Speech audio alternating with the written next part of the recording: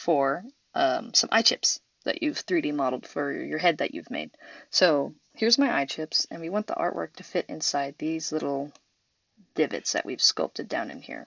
I do this so that you can print the artwork out, put some glue in there, and then shove the eye in, and you don't have to worry about it being cattywampus, loosey-goosey, angled, or whatever. So the first thing we're going to do is we want to take one of your eyes and import that into your slicer software. So I've already got my eye in this slicer software. And I need to know how big it is when I 3D print it. So this eye is 55.65 millimeters by 28.98. So we need to make artwork that fits an eye that is that size. So we're going to open our art program. I'm going to make a new canvas. I'm going to change it to millimeters to match the millimeters in here. So 55.65 by 28.9, or yeah, 28.98. Now we also want to make sure that our resolution is 300 dpi. So here's our canvas. Now I'm going to just, don't need that. I'm going to, excuse me, take one of these eyes that I'm working on, and let's say I want to make this first one, just because I've already got the artwork done. I'm going to take a screenshot, and I use snipping tool, and you're just going to drag it. There you go. It'll be automatically copied to your clipboard. I'm going to go back into your art program. I'm going to make a new canvas that's just the regular size I make, which is 8.5 by 11. I'm going to paste that artwork in here. I'm going to use my magic wand selection tool with my tolerance at 1%. Highlight that background and delete it. I'll erase any extra tidbits. I'm going to hit Control while I'm hovering over this layer. And I'm going to go to Edit, Crop. So here's my eye. Now I'm going to copy this eye. I'm going to paste it into this canvas. And I'm going to shrink it until it fits this dimension. There you go. So now we know that at 300 dpi, this is how big the eyes are. So now what we're going to do is we're going to just take your pen tool or your pencil, your brush. And actually, I'm going to try this with a tolerance of 10. Yeah, and I'm going to just select. It's going to be a little bit messy. Now I'm going to make a new layer and color this in. It's a little bit messy, so I'll clean it up. And it's okay if this is a little bit too big, because we can always cut it down. Because we'll be printing this out, you know, with scissors, and cutting it out with scissors. Okay. We're going to erase this, just because it looks a little janky. And that is good enough for me. So now we have our artwork for this eye. I'm going to clean it up just a little bit more right here on the edges.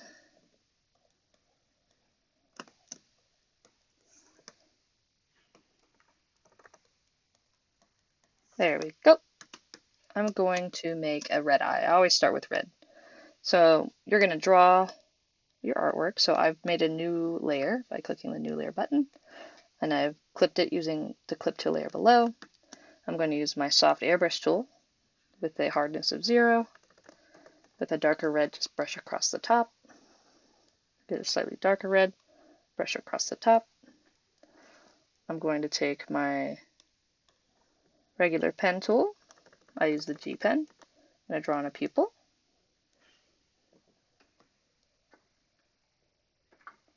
And now there's a little white there, which means I have to fill in this. So I'm going to go down to this layer, fill it in with red. There we go. I'm going to make a little highlight layer in pink. I'm going to use this soft airbrush tool. I'm going to put it on medium hardness, shrink it down. and just go like this. That's how I do my highlights. This is a very basic eye. I'm going to go make a big white spot for the highlight. I like to put it in the middle because then I can mirror the eye rather than drawing a left and a right.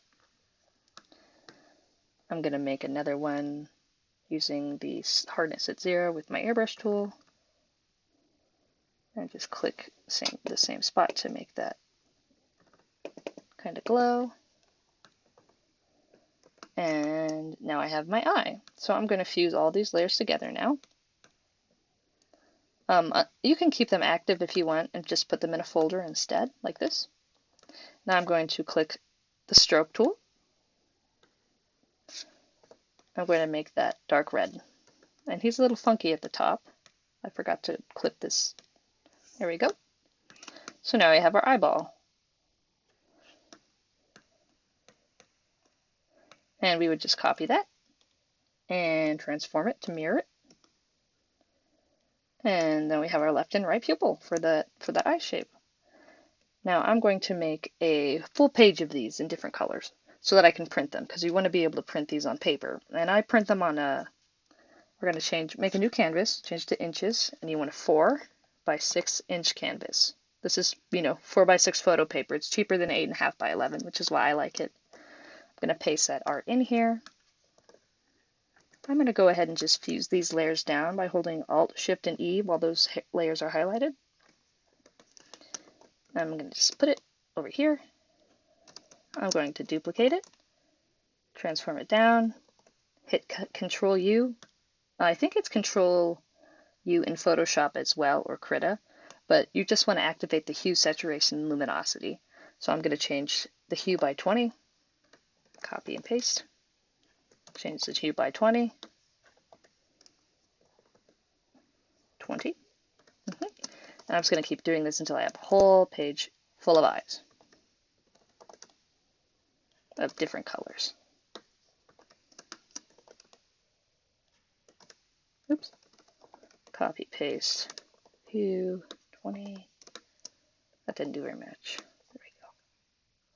Let's just do 40, 50, 60. Okay. Do 20, 20.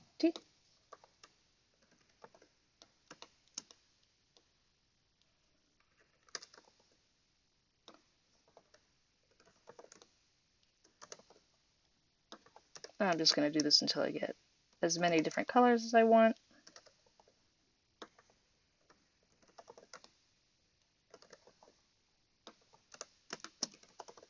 Until I get back to red.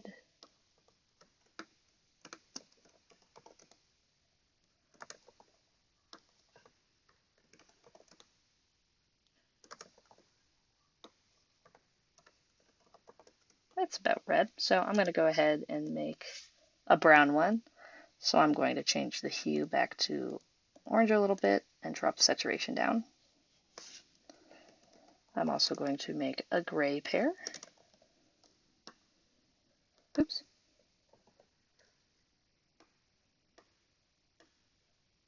Oh, saturation all the way down. I'm going to make a lighter pair. I'm going to change the luminosity for that one. There we go. Let's fuse all of those down into one layer. I'm hitting Control E. I'm going to make my background white. I'm going to save this as 4 by 6 eyes as a PNG, making sure that, this canvas needs to be 300 dpi. So now we're going to open it up. Because it's ready to print, we're going to hit Control P or this print icon up here. And the print settings that you want to use are portrait, one copy, auto select paper tray. Now paper size we need 4 by 6. Paper type we want glossy paper or photo paper. You want full photo size, full page, or 4 by 6, doesn't matter. I just usually use it at full page. Page margins, doesn't matter. Fit, I like to do shrink to fit, because sometimes when you do fill, it likes to make the image really big. It like makes it a little bit bigger. And then you would just tell this to print. And let's say, for example, you printed a 50% Oriana. What I would do is I would change this canvas size to 50%, or in Clip Studio 0.5. So now our artwork has shrunk. I'm going to change the canvas size back to 4 by 6. And then I would save this as a 50% print.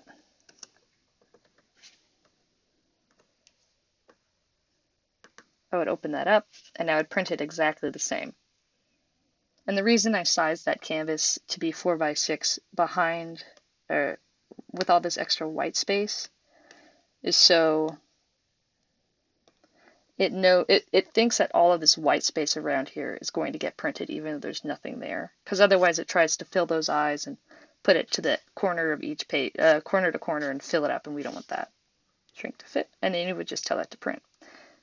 So, if you printed Oriana at, say, 75%, you would just change the image resolution to 75%, or 0.75. And then you would change the canvas size to 4 by 6. You would save it, and then you would print it. And that's how I make eyes. And you would just do that same thing for every unique eye shape that you've made.